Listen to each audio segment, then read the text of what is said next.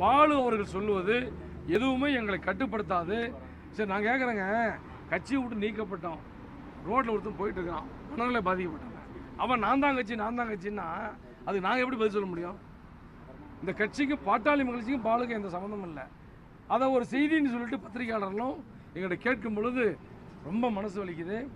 ஆகவே பாட்டாளி மக்கள் கட்சியுடைய பொதுக்குழு என்பது 17ஆம் தேதி நடைபெற்றது தான் பொதுக்குழு, அங்கீகரிக்கப்பட்ட பொதுக்குழு.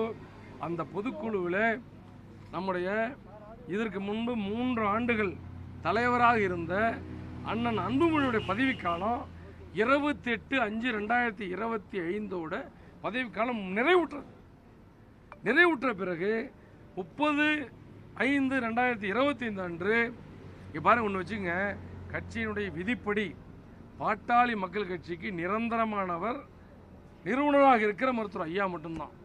தலைவரோ பொதுச் செயலாளரோ பொருளாளரோ நானோ மற்ற எல்லாருமோ இங்கே வருகின்றிருக்கிற மா.க. ஸ்டாலின் அவர்களோ மற்ற எல்லா பொறுப்பாளர்களும் 3 ஆண்டுகளுக்கு ஒரு முறை தேர்ந்தெடுக்கப்பட வேண்டும்.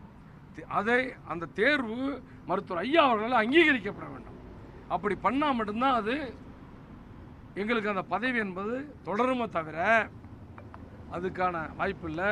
சரி, நான் கேட்குறேங்க, இதே பாலு சொன்னார், அடுத்த மாதம் 26வது வருஷம் மே ஜூன் ஜூலை வரைக்கும் பதவி காலம் இருக்குது, இருக்கிற தலைவர் பொதுச் செயலாளர் பொருளாளர் இருக்குன்னு சொன்னார்.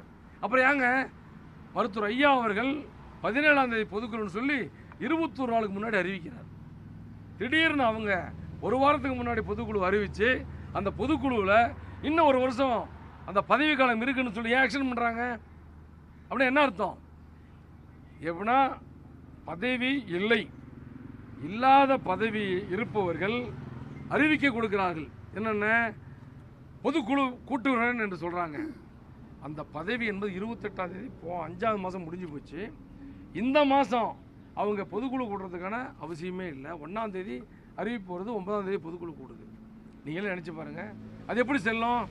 ஆனால் நிறுவனர் என்பவர் கட்சி விதி எண் 13 பாட்டாளி மகிழ்ச்சி நிரந்தரமானவர்.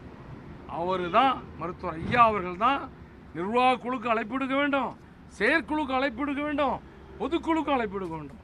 அவருடைய மருத்துவர் ஐயாவுடைய வழிகாட்டுதல் மேலே நடக்கிற கூட்டங்கள் மட்டுமே செல்லும் என்பது நான் சொல்லலை. 1989 உருவாக்கப்பட்ட பாட்டாளி மக்கள் கட்சியினுடைய சட்ட விதிகள்